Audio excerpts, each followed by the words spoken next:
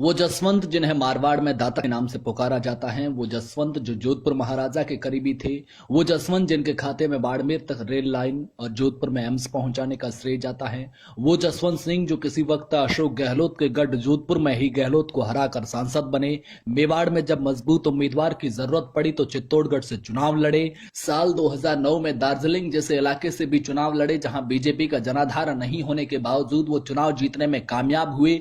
लेकिन जब अपने ही गृह क्षेत्र में चुनाव लड़ने की बात आई तो पार्टी ने टिकट नहीं दिया।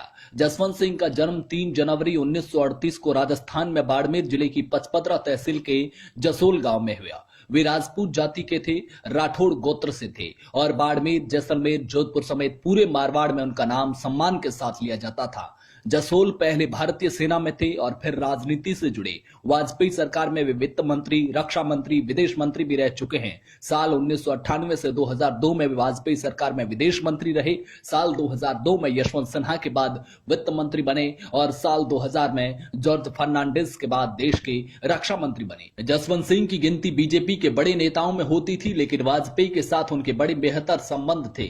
वाजपेयी हमेशा उनके साथ खड़े नजर आए। वाजपेयी जब पहली बार 13 दिन की सरकार के समय शपथ लेने पहुंचे तो उनके चेहरे पर तनाव था, क्योंकि वे जसवंत सिंह को देश का वित्त मंत्री बनाना चाहते थे, जबकि संघ जसवंत सिंह को पसंद नहीं करता था। वो मुरली मनोहर जोशी को वित्त मंत्री बनाने के पक्ष में था।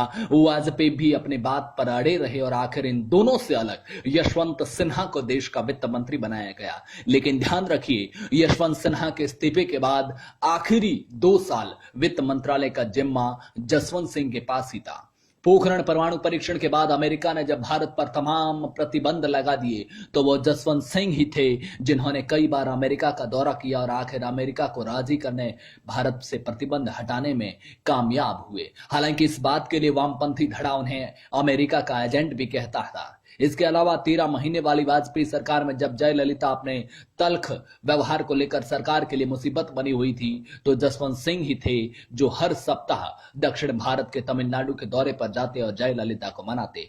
कंधार विमान हाईजैक के समय भी जब 3 आतंकवादियों की रिहाई और उसके बाद में विमान को सुरक्षित लाने का जिम्मा देना पड़ा तो उस वक्त आतंकवादियों को ले जाने वाले प्लेन में विदेश मंत्री के तौर पर खुद जसवंत सिंह थे।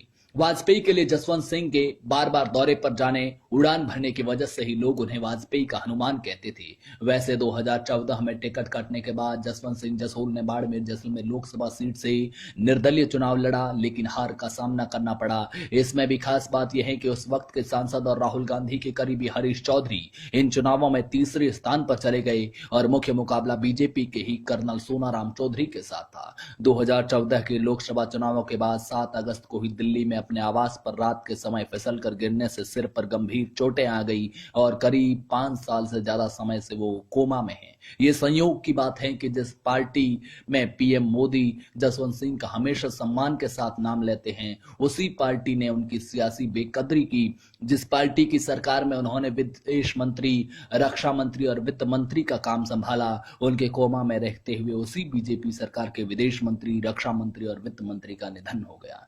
दोस्तों, ये वीडियो पसंद आया हो तो लाइक कीजिए, अपने दोस्तों के साथ व्हाट्सएप और फेसबुक पर शेयर कीजिए। शुक्रिया।